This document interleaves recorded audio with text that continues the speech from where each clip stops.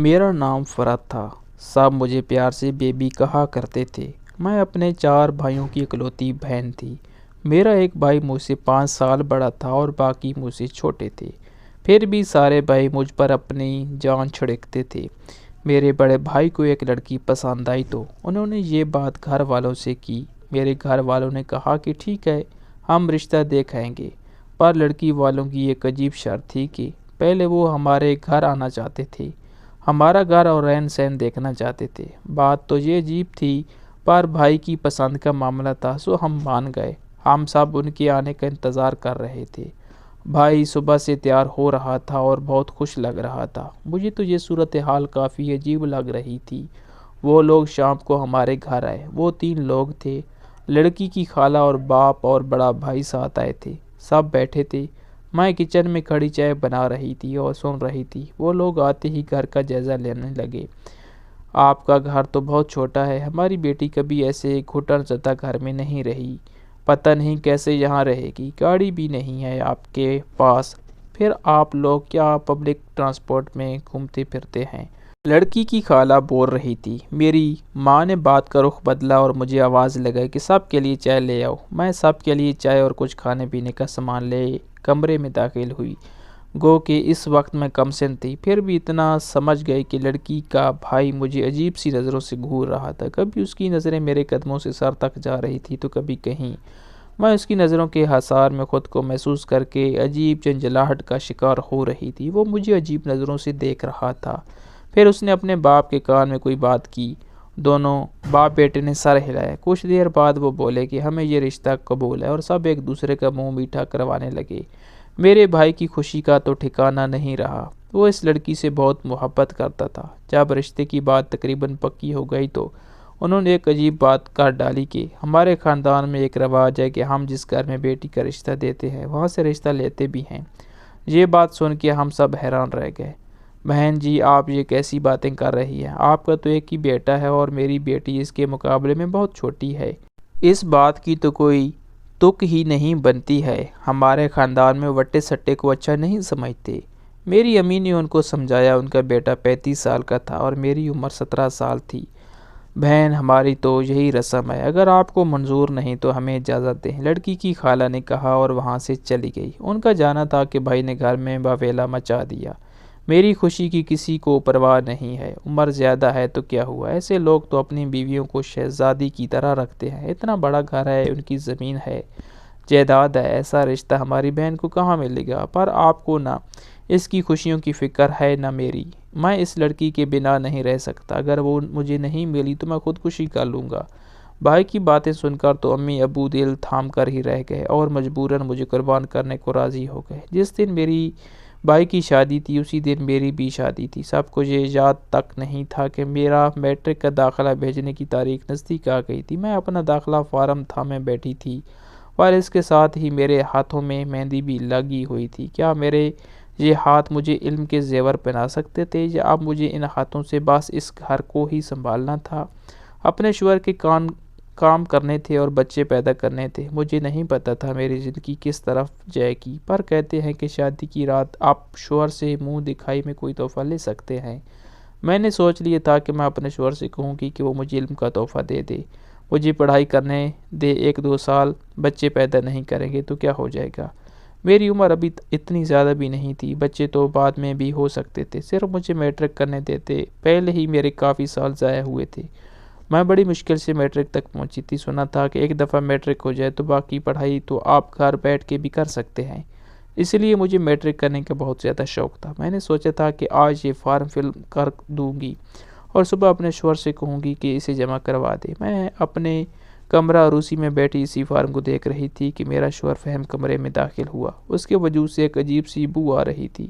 وہ نشے میں دھت تھا۔ میں اسے دیکھ کر گھبرا گئی اور وہ فارم چھپا دیا، پر اس نے مجھے ایسا کرتے ہوئے دیکھ لیا۔ وہ میری طرف بڑھا اور بے دردی سے مجھے میرے بالوں سے پکڑ کر اپنی نظروں کے سامنے کر لیا اور پوچھنے لگا کہ یہ کیا چھپا رہی ہو مجھ سے؟ میں 17 سال کی کم سن لڑکی ایک دن کی دلہن تھی۔ میں بری طرح ڈر گئی اور کہنے لگی کہ کچھ نہیں ہے، کہیں اپنے کسی یار کی محبت کی داستان تو نہیں چھپا رہی؟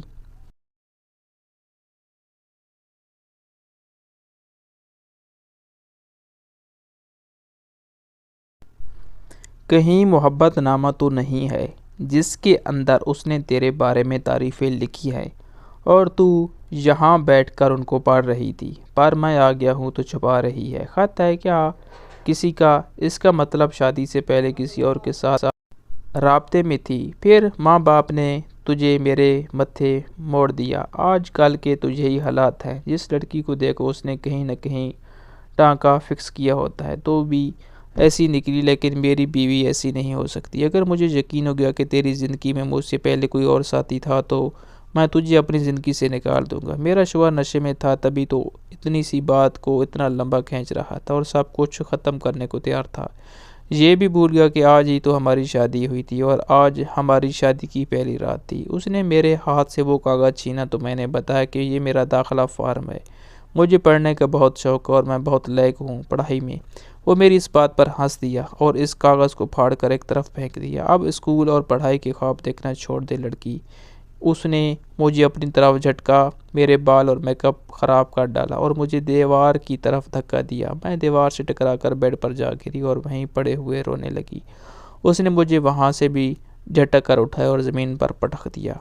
خود وہ بیڈ پر اوندا جا گرا اور نشے کی وجہ سے سو گیا۔ مجھے اپنے وجود پر کئی زخم اور خراشیں محسوس ہو رہی تھی، میری چوڑیاں میری کلائیوں کو زخمی کر کے ٹوٹ گئی تھیں۔ میں ساری رات ڈری سہمی زمین پر بیٹھی روتی رہی۔ مجھ میں اتنی ہمت بھی نہیں تھی کہ میں بستر پر جا کر ہی سو جاتی۔ صبح دروازے پر دستک ہوئی تو میں نے دروازہ کھولا تو وہ میرے سسر تھے۔ مجھے علم نہیں تھا کہ ان کا یہ سوال کرنا معجوب کے زمرے میں آتا تھا کہ بیٹا تمہاری رات کیسے گزری؟ میں نے کوئی جواب نہیں دیا۔ انہوں نے کہا کہ اس وقت میں چائے پیتا ہوں اور میرے لیے چائے بنا دو۔ میں نے کہا جی ابو جی، اور چائے بنانے چلی گئی۔ کہتے ہیں کہ آپ کے سامنے کوئی رو رہا ہو تو آپ کو پتہ چل جاتا ہے، کسی کی آنکھوں میں آنسو ہو تو دوسرے شخص کو پتہ چل ہی جاتا ہے، وہ پوچھ ہی لیتا ہے کہ کیوں رو رہی ہو۔ آخر یہ میرے شوہر کا باپ تھا ہی، صرف یہی میرے شوہر کو ڈانٹ سکتا تھا یا اس سے سوال کر سکتا تھا جو منظر میں نے رات کو دیکھا۔ اس کے بعد میرے اندر تو اتنی ہمت نہیں تھی کہ میں اس سے کوئی سوال کرتی۔ میرے سسر نے مجھے دیکھا بھی کہ میں نے ابھی تک عروسی جوڑا ہی پہن رکھا ہے، میرے چہرے پر بھی خراشیں لگی ہیں اور رونے کی وجہ آنکھیں بھی سوجی ہوئی ہیں، لیکن انہوں نے اس بات کو محسوس ہی نہیں کیا۔ اگلے دن میں بہت پریشان تھی۔ جیسے ہی فہیم کمرے سے نکلا، میں نے اپنا داخلہ فارم کے 2 ٹکڑے اٹھائے اور ان کو جوڑا۔ سوچا کہ آج اسے خود ہی جمع کروا آتی ہوں، لیکن مجھے گھر سے نکلنے کا کوئی موقع نہیں ملا۔ میرے سسر کا رویہ میرے ساتھ کچھ عجیب تھا، وہ مجھے عجیب فرمائشیں کرتے تھے۔ کبھی کہتے میرے سر میں تیل لگا دو، کبھی کہتے میری ٹانگیں دبا دو، تو کبھی مجھے سائے دھج کر رہنے کی تلقین کرتے، کہتے فلاں رنگ مجھے پسند ہے، اس رنگ کا جوڑا پہنا کرو۔ مجھے ان سے گھن آنے لگی تھی۔ میرے شوہر کی تو میری فکر نہیں تھی، وہ تو مجھ سے شادی کر کے جیسے مجھے بھول ہی گئے تھے، دن رات اپنی ہی عیاشیوں میں لگے رہتے، نہ میری کسی ضرورت کا خیال رکھتے، نہ پوچھتا کہ میں کیسی ہوں، کس حال میں ہوں۔ گھر جاتی تو دیکھتی کہ میری بھابھی کو بھی بھائی نے رانی بنا کر رکھا تھا، وہ کتنی خوش رہتی تھی، ان کو کسی چیز کی کمی نہیں تھی۔ میری بھابھی میرے پاس آ کر بیٹھی تو کہنے لگی کہ تمہاری کلائیاں کیوں خالی ہیں، چوڑیاں کہاں ہیں؟ میں نے کہا کہ میں پہننا بھول گئی، تو انہوں نے مجھے اپنی کلائی سے چوڑیاں اتار کر پہنانی شروع کر دی۔ میں نے کہا کہ رہنے دے بھابھی۔ اس نے کہا کہ نہیں، ساگن کے بازو خالی نہیں رہنے چاہیے، اچھا نہیں لگتا۔ میں دل میں سوچنے لگی کہ کون سی ساگن، میرے شوہر کو تو میرا کوئی خیال ہی نہیں ہے اور ابھی بھی ایسے ہی جی رہا ہے جیسے شادی سے پہلے جیتا تھا، اسے میری کوئی پرواہ نہیں ہے۔ میری بھابھی مجھے بتانے لگی کہ بھائی نے ان کو کتنے سارے تحفے دیے ہیں، وہ لوگ سیر کرنے بھی گئے ہیں اور بھائی نے ان کو کہا ہے کہ وہ ہر مہینے ان کو ایک تحفہ دیا کریں گے۔ میری بھابھی کہنے لگی کہ ساری زندگی تو یہ روٹین فالو نہیں کریں گے، لیکن فی الحال تو دن بڑے اچھے گزر رہے ہیں، ہر مہینے میرے لیے ایک اچھا سا تحفہ لے کر آتے ہیں، کوئی نہ کوئی سونے کی ہی چیز ہوتی ہے۔ میں ان کی باتیں سن رہی تھی اور سوچ رہی تھی کہ چلو کوئی نہ کوئی تو خوش ہے، کسی کو تو شادی راس آ گئی، مجھے تو شادی بالکل بھی راس نہیں آئی تھی۔ میری زندگی تو بہت عجیب گزر رہی تھی، پورا دن میں ڈرتی ہی رہتی تھی کہ کہیں میرے ساتھ کچھ ہو نہ جائے۔ میں نے اپنے گھر والوں کو اپنی حالت کے بارے میں کچھ نہیں بتایا، کیونکہ میں ان کو پریشان نہیں کرنا چاہتی تھی۔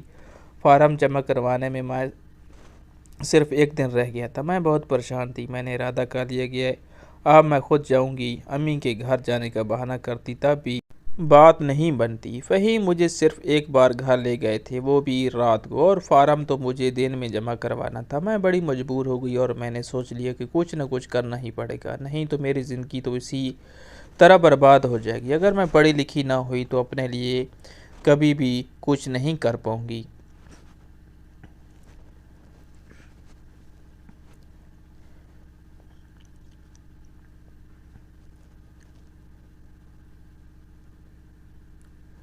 میرے ہاتھ میں تو کوئی ہنر بھی نہیں ہے کہ جس کا استعمال کر کے اپنی زندگی کو تھوڑا بہتر بنا لوں، اس لیے سوچ لیا کہ کچھ نہ کچھ تو کرنا ہی ہے۔ میں گھر سے بنا بتائے نکل گئی اور جا کر فارم جمع کروا دیا، پر واپسی پر مجھے میرے شوہر نے رکشے سے اترتے ہوئے دیکھ لیا اور مجھے سڑک سے مارتے ہوئے گھر تک لایا۔ مجھے اتنا مارا کہ میں لہو لہان ہو گئی، زمین پر آدھ مری حالت میں پڑی تھی کہ میرے سسر میری طرف آئے اور مجھ سے جھوٹی ہمدردی جتا کے مجھے اپنے کمرے میں لے جانے لگے۔ فہیم، تجھے شرم نہیں آتی؟ یہ تو نے کیا کر دیا؟ پھول سی لڑکی کو اتنا مارا، بیچاری اتنی خوبصورت بیوی ہے تیری، اگر ایسی بیوی میری ہوتی تو میں تو اس کو کبھی یہ خراش تک نہ آنے دیتا۔ میرے سسر کی عمر تھی اس طرح کی باتیں کرنے والی، کیا وہ میرے شوہر کو کوئی اور مثال دے کر انہیں ڈانٹ نہیں سکتے تھے؟ اور عورت کو بے وقوف کہنے والا مرد یہ نہیں سمجھتا کہ عورت کے دماغ میں اللہ تعالیٰ نے ایک سیرن رکھا ہوتا ہے جو اس ٹائم بچ جاتا ہے جب وہ دیکھتی ہے کہ سامنے والے مرد کی نیت کیا ہے۔ عورت کو فوراً پتہ چل جاتا ہے کہ اس کے سامنے کھڑا ہوا شخص اسے کن نظروں سے دیکھ رہا ہے، اور مجھے بھی فوراً اسے ہی پتہ چل گیا کہ میری سسر کی نیت کیا ہے۔ وہ مجھے ہمدردی جتاتے ہوئے اپنے کمرے میں لے کر جا رہے تھے۔ ان کو پتہ تھا کہ میرا شوہر نشے میں تھا اور اس کے بعد اس نے سو جانا تھا اور رات تک اٹھنا نہیں تھا۔ میرے لیے تو یہ آر یا پار والی صورتحال بن گئی تھی۔ میں فوراً ان کا ارادہ بھانپ گئی اور اپنی آخری طاقت استعمال کرتے ہوئے ان کی گرفت سے نکلی اپنے گھر کی طرف بھاگ اٹھی۔ میرے گھر والے میری حالت دیکھ کر حیران رہ گئے۔ میں نے ان کو سب بتایا کہ مجھے کس حال میں رکھا ہوا تھا، میرے ساتھ کیا کرتے تھے۔ میری باتیں میری بھابھی نے بھی سن لی اور مجھ پر الٹے الزام لگانے لگی کہ اس نے کہا کہ میں مان ہی نہیں سکتی ہوں کہ یہ سب کچھ سچ ہے۔ میرا بابا تو فرشتہ صفت انسان ہے، ان کو تو بیٹیوں سے اتنی محبت ہے تو وہ اس کے ساتھ یہ سب کچھ کیوں کرنے لگے؟ کیا یہ ان کی کوئی دشمن ہے یا تو ہوا میں تیر چلا رہی ہے؟ اس کی باتوں کا کوئی جواز نہیں ہے، کوئی لاجک نہیں ہے۔ میرے گھر میں ایسا کچھ نہیں ہوتا جیسا یہ بتا رہی ہے، مجھے دیکھ کے جل رہی ہے، اسی لیے میرا گھر برباد کرنے کے لیے یہ سب ڈرامہ کر رہی ہے۔ وہ میری طرف بڑھی اور کہنے لگی، تم میرے باپ پر تہمت لگا رہی ہو، میرا باپ ایک شریف انسان ہے، وہ ایسا کرنے کا سوچ بھی نہیں سکتا۔ ضرور تمہارے ہی چال چلن ٹھیک نہیں ہوں گے، جس گھر میں میرے باپ کے خلاف ایسی باتیں ہوں میں وہاں ایک منٹ نہیں رک سکتی۔ بھابھی بپھر گئی۔ میرے بھائی نے اپنی بیوی کو کس طرح روکا اور مجھے کہا کہ میں اپنے گھر جاؤں، بلکہ میری بھابھی مجھے خود میرے سسرال چھوڑنے آئی۔ انہوں نے میرے بھائی سے کہا کہ میرا گھر ہے، میری بھی کوئی ذمہ داری ہے، میں اس کو وہاں چھوڑ کے آتی ہوں، اب پریشان نہیں ہوں۔ اور مجھے فہیم کی طرف جھٹک کر بولی کہ ایک بیوی نہیں سنبھالی جاتی تم سے، جانے وہاں یہ کیا کیا باتیں کرتی رہتی ہے اور تم یہاں آرام سے بیٹھے ہو۔ فہیم نے کہا کہ مجھے پتہ ہے اب اس کا کیا کرنا ہے۔ اس نے مجھے کمرے میں بند کر دیا اور خود اپنی بہن کے ساتھ کوئی بات کرنے لگا۔ مجھے ان کی آوازیں نہیں آ رہی تھی، میں نے بامشکل اتنا سنا کہ میری بھابھی کہہ رہی تھی کہ اگر اس کی گھر والے سوال کریں گے تو پھر کیا کہیں گے؟ تو فہیم نے کہا کہ ان سے کہہ دیں گے کہ یہ گھر سے بھاگ گئی ہے۔ یہ مجھے بالکل اچھی نہیں لگتی، میں نے تو تیرا گھر بسانے کے لیے اس سے شادی کر لی، اس کے اندر ہے ہی کیا، نہ کوئی ادا ہے نہ ہی خوبصورتی، بس گھر میں پڑی رہتی ہے، شکل دیکھ کے ایسے لگتا ہے جیسے اس پر کوئی ظلم ہو رہا ہے، ہر ٹائم روتی رہتی ہے۔ مجھے ایسی بیوی نہیں چاہیے تھی، میں مرد ہوں، کوئی اور شادی کر لوں گا۔ مجھے ٹوٹی پھوٹی سی آوازیں آئی تھی، لیکن اس کا مفہوم یہی نکلتا تھا کہ میرا شوہر شاید مجھے چھوڑنے کے پلان بنا رہا تھا، وہ بھی اپنی بہن کے ساتھ مل کے۔ میں حیران تھی کہ میرا بھابھی خود گھر والی تھی، شوہر والی تھی، اور وہ اس کو ذرا بھی سمجھا نہیں رہی تھی کہ ایسے نہیں کرو، ابھی شادی کو وقت ہی کتنا ہوا تھا۔ اگلے ہی دن فہیم مجھے ایک جگہ لائے جو اچھی جگہ نہیں تھی اور وہاں میری قیمت لگا کر چلا گیا۔ وہ ایک کوٹھا تھا جہاں فہیم نے مجھے 5 لاکھ میں بیچا تھا۔ فہیم جا چکا تھا اور ایک آدمی میرے کمرے میں آنے کی تیاری کر رہا تھا۔ میں روتی رہی، بلکتی رہی، پھر کسی نے میری ایک نہیں سنی۔ میرے ساتھ وہاں پر بہت ظلم ہوا۔ سوچتی کہ اب اس سے برا اور کیا ہو سکتا ہے۔ مرنے کی کوشش کی پر مجھے موت بھی نہیں آئی۔ میں بہت تکلیف میں تھی۔ میرا وہ داخلہ فارم ابھی بھی میرے دوپٹے کے پلو سے بندھا ہوا تھا۔ میں ہمیشہ اسی کو دیکھتی رہتی تھی، سوچتی رہتی تھی کہ میری ایک ہی خواہش تھی کہ میں پڑھائی کروں، لیکن زندگی نے مجھے کہاں سے کہاں پہنچا دیا۔ یہ بات گھر والوں میں پھیل گئی تھی کہ میں اپنے گھر سے بھاگ گئی ہوں۔ پتہ نہیں وہ مجھے ڈھونڈنے کی کوشش کر رہے تھے یا نہیں، یا انہوں نے مجھے جیتے جی مار ڈالا تھا۔ ایک دن مجھے وہاں میرے کزن نے دیکھ لیا، جو بھائی کا بہت اچھا دوست بھی تھا۔ وہ مجھے اپنی چھوٹی بہن سمجھتا تھا۔ مجھے وہاں دیکھ کر حیران رہ کہ اس کی مدد سے میں وہاں سے نکلی اور وہ مجھے میرے گھر لے آئے۔ انہوں نے یہ سب کو میری کہانی سنائی۔ میرا بھائی یہ سن کر حیران رہ گیا اور احساس جرم میں مبتلا ہو گیا۔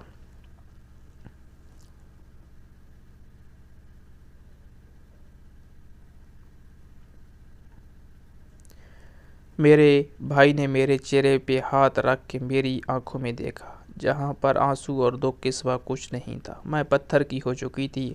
اب مجھے کسی بات سے فرق نہیں پڑتا تھا۔ میں اس کے سامنے ایسی کھڑی تھی جیسے میں کوئی زندہ لاش ہوں۔ وہ بھی اچھی طرح سمجھتا تھا کہ اس سارے عرصے میں میرے ساتھ کیا کچھ نہیں ہوا ہوگا۔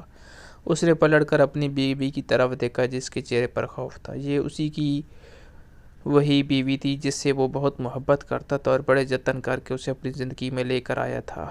اسے مہارانی بنا کے رکھا ہوا تھا۔ اس نے بھابھی کو طلاق دے دی اور میرے بھائی کو ہارٹ اٹیک آ گیا اور میں کتنی بد نصیب بہن تھی، اپنی بھائی کی موت کی وجہ بن گئی۔ بابا نے فہیم پر کیس کیا، میری طلاق کروائی۔ فہیم جیل میں تھا، بھابھی کو طلاق ہو گئی اور میرا بھائی اس دنیا میں نہیں رہا۔ سب برباد ہو گیا تھا۔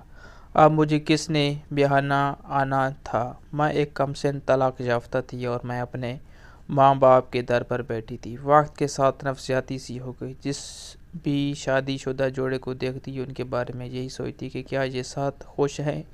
کیا اس کا شوہر بھی رات کو اسے مارتا ہوگا؟ کیا دنیا کے سارے شادی شدہ لوگ خوش ہوتے ہیں یا سب ہی دکھاوا کرتے ہیں؟ میں کس طرح اپنے آپ کو سنبھالنے کی کوشش کر رہی تھی، پر میرے ساتھ اتنا کچھ ہوا تھا کہ سمجھ نہیں آتی تھی کہ اپنے وجود کے کون سے حصے کو پہلے جوڑوں۔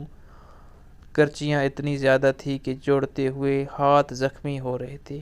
کچھ سال بعد میرے لیے بھی ایک رشتہ آیا۔ ہمارے گھر میں بڑے دکھ دیکھے تھے۔ میرا بھائی اس دنیا سے چلا گیا۔ میری بھابھی جو اس گھر میں بس رہی تھی، وہ طلاق لے کر وہاں سے روانہ ہو گئی اور میرے ساتھ بھی اتنا برا ہوا۔ مجھے بھی طلاق ہوئی تھی۔ جب میرے لیے رشتہ آیا تو میں نے صاف انکار کر دیا۔ میں شادی نہیں کرنا چاہتی تھی، پر میرے ماں باپ نے کہا کہ اب ہم بوڑھے ہو گئے ہیں، ہمارے اندر اتنی ہمت نہیں ہے بیٹا کہ ہم اور صدمے اٹھا سکیں۔ تیرا بھائی تو اس دنیا سے چلا گیا، اب تو ہی رہ گئی ہے، تو کس سے شادی کر لے، کسی کا گھر بسا لے۔ تیری عمر ہی کیا ہے؟ اگر اپنی آخری عمر میں ہم تجھے یوں اجڑا ہوا دیکھتے رہیں گے تو ہم بھی اس دنیا سے چلے جائیں گے۔ اپنے باپ کی آخری خواہش اور منت مان کر میں نے شادی کے لیے حامی بھر دی، پر میں ابھی بھی وسوسوں کا شکار تھی۔ یہ پتہ نہیں کہ میرا شوہر کیسا ہوگا، میرے ساتھ کیا رویہ رکھے گا، کیا وہ ابھی مجھے شادی کی پہلی رات مارے گا؟ پر میری شادی ایک اچھے انسان سے ہوئی جس نے مجھے بہت پیار اور محبت سے رکھا ہوا تھا۔ میں بھی اپنے گھر کی ہو گئی۔ میرا شوہر بہت اچھا ہے، میرا بہت خیال رکھتا ہے۔ اس نے میرے سامان میں وہی پٹا پرانا داخلہ فارم دیکھا تو مجھ سے پوچھا کہ یہ کیا ہے۔ میں نے اسے بتایا کہ میں پڑھنا چاہتی تھی، لیکن زمانے نے میرے ساتھ یہ سب کچھ کر دیا،